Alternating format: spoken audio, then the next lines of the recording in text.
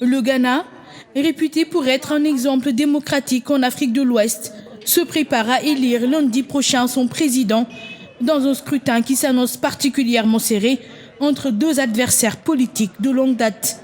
Le président Nana Akufo-Addo, 76 ans, candidat pour le nouveau parti patriotique, brigue un second mandat face à son prédécesseur John Mahama, 62 ans, leader de l'opposition du Congrès national démocratique. En 2012 et en 2016, ils s'étaient déjà affrontés pour accéder à la magistrature suprême, chacun remportant de justesse l'un des deux scrutins. Alors l'élection de lundi a comme un air de déjà-vu, même si 11 autres candidats, dont 3 femmes, sont en lice. Depuis le début des années 2000, ce pays riche en or, cacao et plus récemment pétrole a connu une forte croissance. Et le taux d'extrême pauvreté a été divisé par 2 en moins de 25 ans.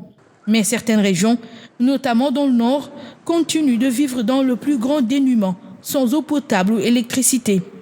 Surtout, la crise provoquée par le coronavirus a durement touché le pays, dont la croissance cette année devrait tomber à 0,9% selon le FMI, soit le taux le plus bas observé depuis plus de 30 ans, contre 6,5% en 2019.